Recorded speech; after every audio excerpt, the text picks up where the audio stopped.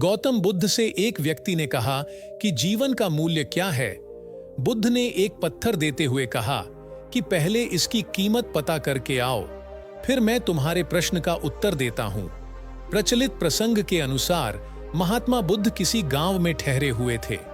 गांव के साथ ही आसपास के क्षेत्रों से भी लोग उनके दर्शन करने और प्रवचन सुनने पहुंच रहे थे। एक दिन उनसे मिलने एक व्यक्ति आया और बोला कि तथागत कृपया बताएं कि इस जीवन का मूल्य क्या है।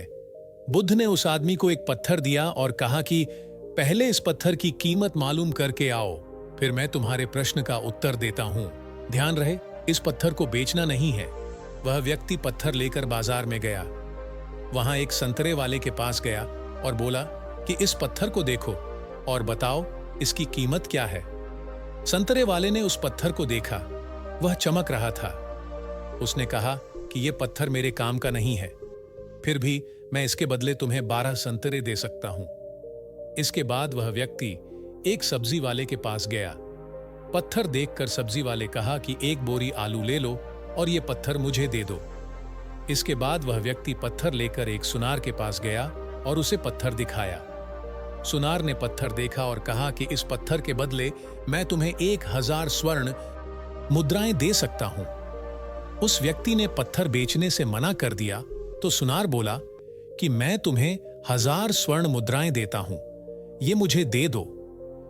इसके बाद भी व्यक्ति पत्थर बेचने के लिए तैयार नहीं हुआ तो सुनार ने कहा कि तुम इसकी जो कीमत मांगोगे मैं दे सकता हूं। उस व्यक्ति ने कहा कि इस पत्थर को मैं बेच नहीं सकता, मुझे सिर्फ इसकी कीमत मालूम करनी है। सुनार के बाद वह व्यक्ति एक जौहरी के पास गया और पत्थर दिखाया। जौहरी ने जब उस पत्थर को देखा तो वह बोला कि यह तो अनमोल रत्न है। वह व्यक्ति हैरान हो गया। इसके बाद वह बुद्ध के पास लौट आया, उन्हें सारी बात बता दी और पूछा कि अब बताएं जीवन का मूल्य क्या है। बुद्ध ने कहा कि संतरे वाले ने इस पत्थर की कीमत 12 संतरे लगाई, सब्जी वाले ने 1 बोरी आलू, सुनार ने 4000 स्वर्ण मुद्राएं और जौहरी ने इसे अनमोल बताया। यही बात हमारे जीवन पर भी लागू होती है।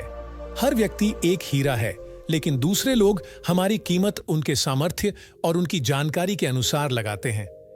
हमें हमारी योग्यता की तुलना किसी से नहीं करनी चाहिए। योग्यता की कीमत हमें स्वयं लगानी चाहिए, क्योंकि कोई दूसरा व्यक्ति उसकी सही कीमत नहीं लगा पाएगा। अगर कोई हमारी योग्यता की कीमत लगाएगा तो उसके सामर्थ्य के अनुसार लगाएगा। इसलिए कभी भी खुद को दूसरों से कम नहीं समझना चाहिए। यदि हम बहुत बड़े आदमी हैं और हम किसी को छोटा समझाएं तो एक ऐसा समय आता है कि बड़ा आदमी भी बहुत छोटा हो जाता है और जो छोटा आदमी था वह बहुत बड़ा आदमी बन जाता है। सभी के साथ इज्जत, व्यवहार, प्यार से रहना चाहिए, ताकि अभी आपका बुरा वक्त है तो आपने जिसको इज्जत, प्यार दिया है वह भी आपका साथ दे।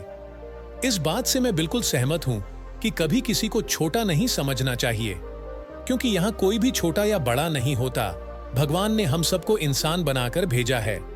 हो सकता है किसी के पास पैसे ज्यादा हो और किसी के पास कम हो, लेकिन ऐसा भी तो हो सकता है जिस इंसान के पास के पैसे कम है उसका दिल बड़ा है और पैसे वाले इंसान का दिल छोटा है। ऐसे कई मामलों में हम इंसानों को नाप तोल सकते हैं। उस तरीके से हर इंसान यहाँ समतुल्य ही पाया जाएगा, क्योंकि हर इंसान में कुछ ना कुछ कमी और कुछ ना कुछ अच्छाई जरूर होती है। जब भगवान ने हम इंसानों को एक तरह बनाया तो हम कौन होते हैं?